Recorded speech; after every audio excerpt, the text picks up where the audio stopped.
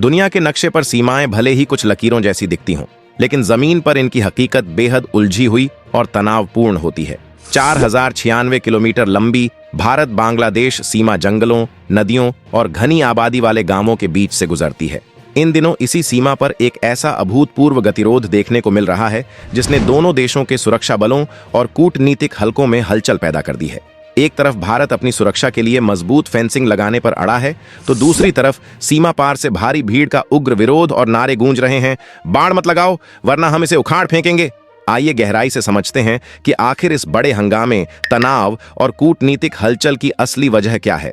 सीमा पर आमतौर पर सुबह की शुरुआत पक्षियों की चहचहाहट और खेतों की ओर जाते किसानों की आहट से होती है। सीमा सुरक्षा बल के जवान अपनी नियमित गश्त पर होते हैं और चारों ओर एक अजीब सी खामोशी छाई रहती है। लेकिन उस विशेष दिन यह शांति एक बहुत बड़े कोलाहल में बदल गई। भारतीय सीमा के अंदर जीरो लाइन के करीब कंटीले तारों और लोहे के मजबूत खंभों को लगाने का काम शुरू होने ही वाला था। ट्रकों में भरकर निर्माण सामग्री लाई जा रही थी और इंजीनियर अपनी मशीनों के साथ उस संवेदनशील इलाके में अपनी स्थिति ले चुके थे। भारत का उद्देश्य बिल्कुल स्पष्ट था, घुसपैठ को रोकना और अपनी जमीन को सुरक्षित करना। लेकिन जैसे ही यह काम शुरू होने के लिए पहला खंभा जमीन में गाड़ने की तैयारी हुई, सीमा के दूसरी ओर यानी बांग्लादेश की तरफ से अचानक लोगों का एक विशाल हुजूम इकट्ठा होने लगा। कुछ ही मिनटों में वहां सैकड़ों की संख्या में स्थानीय लोग जमा हो गए। उनके चेहरों पर असंतोष और गुस्सा साफ झलक रहा था। भीड़ लगातार बढ़ती जा रही थी और उनके नारों की आवाज भारतीय सीमा के काफी अंदर तक स्पष्ट सुनी जा सकती थी। उनका साफ तौर पर कहना था कि भारत द्वारा लगाई जा रही यह बाढ़ अंतर्राष्ट्रीय नियमों का उल्लंघन कर रही है। भीड़ का नेतृत्व कर रहे कुछ लोगों ने बेहद आक्रामक स्वर में चेतावनी दी कि यदि बाढ़ लगाने का यह काम तुरंत नहीं रोका गया तो वे खुद इस पार आकर इन खंभों और तारों को उखाड़ कर फेंक देंगे। स्थिति तब और भी ज्यादा तनावपूर्ण हो गई जब इस भीड़ के पीछे बॉर्डर गार्ड बांग्लादेश बीजीबी के जवान भी अपनी स्थिति लेते हुए दिखाई दिए। एक तरफ बीएसएफ के जवान पूरी मुस्तैदी और संयम के साथ अपनी जगह पर खड़े थे और दूसरी तरफ एक उग्र भीड़ लगातार काम रोकने का दबाव बना रही थी। ऐसा लग रहा था मानो समय रुक गया हो। कोई भी एक छोटी सी चूक या गलत कदम एक बहुत बड़े अंतर्राष्ट्रीय गतिरोध को जन्म दे सकता था। इस भारी हंगामे और कटीले तारों की रस्साकशी ने तुरंत ही दोनों देशों के उच्चाधिकारियों का ध्यान अपनी ओर खींच लिया। इस पूरे हंगामे और विरोध को समझने के लिए हमें उस नियम को समझना होगा जो इस पूरी समस्या की जड़ है। इसे 150 गज का नियम कहा जाता है। 1975 में भारत और बांग्लादेश के बीच सीमा प्रबंधन को लेकर जो दिशा निर्देश और समझौते तय हुए थे, उनके अनुसार दोनों देशों को बांटने वाली जो मुख्य और काल्पनिक जीरो लाइन है, उसके 150 गज लगभग 137 मीटर के दायरे में कोई भी देश किसी भी तरह का स्थायी ढांचा, दीवार या रक्षात्मक बाड़ का निर्माण नहीं कर सकता। इस 150 गज के इलाके को नो मैन्स लैंड माना जाता है। इस नियम का मूल उद्देश्य यही था कि दोनों देशों के सुरक्षा बलों के बीच एक सुरक्षित दूरी बनी रहे और किसी भी तरह के सीधे टकराव से बचा जा सके। लेकिन भारत के लिए यह 150 गज का नियम एक बहुत बड़ी भौगोलिक और सुरक्षा संबंधी चुनौती बन चुका है। भारत की सीमा 5 राज्यों Paschim Bangal 2216 kilometre, Tripura 856 kilometre, Meghalaya 443 kilometre, Mizoram 318 kilometre और असम 263 किलोमीटर से लगती है। इन राज्यों में कई जगह भौगोलिक स्थिति इतनी जटिल है कि भारत के कई गांव, किसानों के खेत, स्कूल और यहां तक कि लोगों के घर इस 150 गज के दायरे के बिल्कुल अंदर आते हैं। यदि भारत इस 150 गज के नियम का पूरी तरह से आंख मूंद कर पालन करता है और अपनी बाढ़ को इस दायरे से 150 गज पीछे यानी भारत के और अंदर लगाता है, तो भारत के वो सारे गांव और खेत बाढ़ के उस पार लेकिन जीरो लाइन के इस पार रह जाएंगे। ऐसे में उन गांवों में रहने वाले भारतीय नागरिकों की सुरक्षा पूरी तरह से खतरे में पड़ जाती है। वे तस्करों और घुसपैठियों के लिए आसान शिकार बन जाते हैं।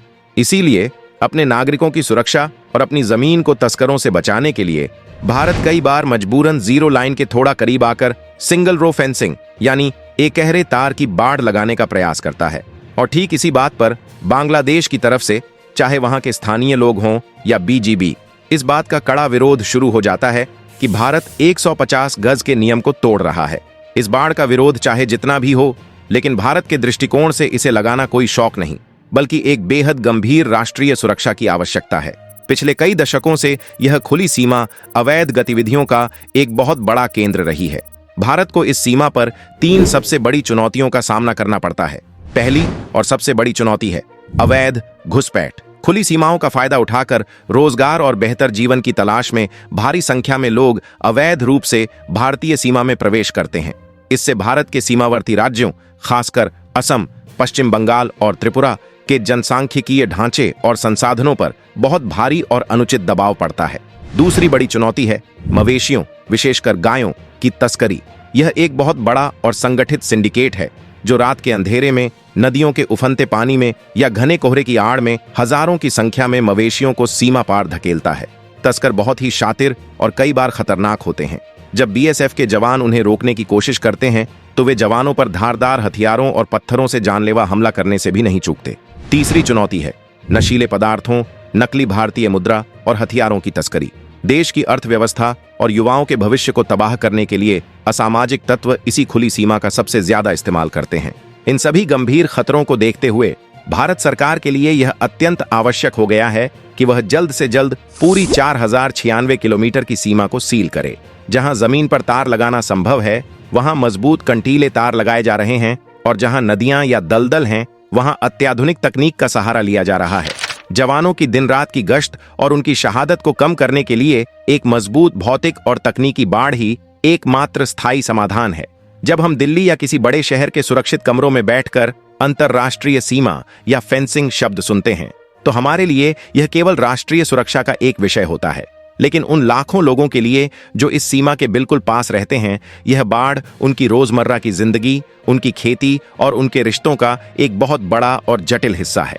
कल्पना कीजिए एक ऐसे किसान की जिसका घर बाढ़ के इस तरफ भारत में है, लेकिन उसकी पुश्तैनी खेती की जमीन बाढ़ के उस तरफ, लेकिन जीरो लाइन से पहले भारत के ही हिस्से में है। उस किसान को अपने ही खेत में जाने के लिए रोजाना बीएसएफ के गेट पर लंबी लाइन में लगना पड़ता है। उसे अपना पहचान पत्र दिखाना पड़ता है, उसके औजारों की चेकिंग होती है। इसके अलावा 1947 के विभाजन और 1971 के युद्ध के बाद से इस इलाके का इतिहास ऐसा रहा है कि सीमा के दोनों ओर रहने वाले लोगों की भाषा, पहनावा, खान पान और संस्कृति बिल्कुल एक जैसी है। कई परिवारों के तो आधे रिश्तेदार भारत में हैं और आधे बांग्लादेश में। त्योहारों के समय, शादियों में या किसी की मृत्यु हो जाने पर ये लोग उस कंटीले तार के आर पार से ही एक दूसरे को देखते हैं, रोते हैं और अपनी भावनाएं साझा करते हैं। मानवीय संवेदनाओं और कठोर राष्ट्रीय सुरक्षा के बीच का यह द्वंद्व इस सीमा को दुनिया की सबसे संवेदनशील सीमाओं में से एक बनाता है। इस सीमा पर बाड़ लगाना केवल कूटनीतिक रूप से ही मुश्किल नहीं है, बल्कि भौगोलिक रूप से भी यह एक भयंकर दुस्वप्न जैसा है। असम के धुबरी इलाके में ब्रह्मपुत्र नदी का विस्तार इतना विशाल है कि वहां किसी भी प्रकार का लोहे का खंभा या तार टिक ही नहीं सकता। मानसून के दौरान जब ब्रह्मपुत्र और अन्य नदियां उफान पर होती हैं तो कई किलोमीटर का इलाका पानी में डूब जाता है। हर साल बाढ़ अपने साथ पुरानी लगाई गई बाढ़ के खंभों को उखाड़ कर ले जाती है। सुंदरबन के घने मैंग्रोव जंगल और दलदली इलाके भी ऐसे हैं जहां इंसान का पैदल चलना तक मुश्किल है, वहां निर्माण कार्य करना तो दूर की बात है। मेघालय की पहाड़ियों में गहरी खाइयां और सीधी ढलानें बाढ़ लगाने के काम को लगभग असंभव बना देती हैं। इन्हीं भौगोलिक चुनौतियों से निपटने के लिए और जहां लोगों का विरोध बहुत ज्यादा है, वहां भारत सरकार अब CIBMS comprehensive integrated border management system यानी एक व्यापक और एकीकृत सीमा प्रबंधन प्रणाली अपना रही है। इसे स्मार्ट फेंसिंग या अदृश्य बाढ़ भी कहा जाता है। जहां नदियां हैं या 150 गज के नियम के कारण लोहे की बाड़ नहीं लगाई जा सकती, वहां अब laser beam, infrared sensor, thermal imager, underground sonar system और आसमान से निगरानी करने वाले ड्रोन और एरोस्टेट का इस्तेमाल किया जा रहा है। दिन हो या घुप अंधेरी रात या फिर सर्दियां का घना कोहरा, अगर कोई भी परिंदा या इंसान इस अदृश्य दीवार को पार करने की कोशिश करता है तो कंट्रोल रूम में बैठे जवानों के पास तुरंत अलार्म बजने लगता है और कंप्यूटर स्क्रीन पर घुसपैठिए की सटीक लोकेशन आ जाती है। यह तकनीक न केवल 150 गज के विवाद को काफी हद तक सुलझाती है, बल्कि जवानों को भी खतरे में डाले बिना सीमा को पूरी तरह से सील करने का एक शानदार विकल्प प्रदान करती है।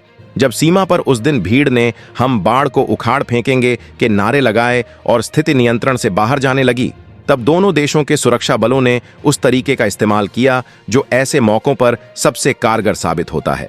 Flag meeting. अंतर्राष्ट्रीय सीमाओं पर जब भी कोई स्थानीय विवाद उग्र रूप लेने लगता है तो हथियारों का इस्तेमाल करने के बजाय संवाद का रास्ता चुना जाता है। बीएसएफ के एक अधिकारी ने जीरो लाइन पर आकर सफेद झंडा या शांति का प्रतीक दिखाया, जिसके जवाब में बांग्लादेश की तरफ से बीजीबी के अधिकारियों ने भी अपनी सहमति जताई। इसके बाद जीरो लाइन के ठीक ऊपर दोनों देशों के कमांडरों ने हाथ मिलाया। इन फ्लैग मीटिंग्स का नजारा बहुत ही अनोखा होता है। बाहर चाहे जितनी भी भीड़ नाराजगी जता रही हो, मीटिंग के अंदर दोनों देशों के अधिकारी बेहद सम्मानजनक तरीके से एक दूसरे के साथ बैठते हैं, चाय पीते हैं और जमीनी हकीकत पर चर्चा करते हैं। बीएसएफ ने अपने नक्शे और दस्तावेजों के जरिए यह स्पष्ट करने की कोशिश की कि वे जो बाड़ लगा रहे हैं वह भारत के निवासियों की सुरक्षा के लिए है और इससे 150 गज के नियम का कोई ऐसा उल्लंघन नहीं हो रहा है जिससे बांग्लादेश की संप्रभुता को खतरा हो। बीजीबी ने अपने स्थानीय नागरिकों की चिंताओं को रखा। कई घंटों की लंबी और कूटनीतिक बातचीत के बाद भीड़ को शांत करने और अस्थायी रूप से निर्माण कार्य को रोककर उच्च स्तर पर बातचीत करने का निर्णय लिया गया। बिना एक भी गोली चले, बिना किसी खून खराबे के एक बहुत बड़े संकट को टाल दिया गया। यह परिपक्वता दोनों देशों के बीच संबंधों की गहराई को दर्शाती है। यह समझना बहुत जरूरी है कि सीमा पर होने वाली इस तरह की घटनाएं केवल दो स्थानीय गांवों या दो बटालियनों के बीच की बात नहीं होती। इनका असर नई दिल्ली और ढाका के सत्ता के गलियारों तक बहुत गहराई से महसूस किया जाता है। भारत और बांग्लादेश के बीच ऐतिहासिक रूप से बहुत ही गहरे सांस्कृतिक, आर्थिक और रणनीतिक संबंध रहे हैं। 1971 के मुक्ति संग्राम में भारत ने बांग्लादेश की आजादी में एक निर्णायक भूमिका निभाई थी। आज के समय में दोनों देशों के बीच व्यापार, रेल संपर्क, सड़क संपर्क और बिजली का भारी आदान प्रदान होता है। लेकिन सीमा विवाद, तीस्ता नदी के जल बंटवारे और घुसपैठ जैसे मुद्दे ऐसे संवेदनशील विषय हैं जो बार बार इन अच्छे संबंधों के बीच एक दीवार बनकर खड़े हो जाते हैं। जब भी सीमा पर बाड़ लगाने को लेकर या तस्करों के खिलाफ कार्रवाई को लेकर कोई तनाव होता है तो वहां की स्थानीय राजनीति में इसका भारी असर देखने को मिलता है। सीमा पार कुछ कट्टरपंथी और भारत विरोधी ताकतें ऐसे ही मौकों की तलाश में रहती हैं ताकि वे इन घटनाओं को तूल देकर आम जनता की भावनाओं को भड़का सकें और भारत के खिलाफ एक नकारात्मक माहौल तैयार कर सकें। यही कारण है कि बाड़ लगाने के दौरान होने वाले इस तरह के हंगामे भारत के लिए एक बहुत ही नाजुक कूटनीतिक परीक्षा बन जाते हैं, जहां उसे अपनी सुरक्षा भी सुनिश्चित करनी है और अपने एक महत्वपूर्ण पड़ोसी मित्र देश के साथ संबंधों को भी खराब होने से बचाना है।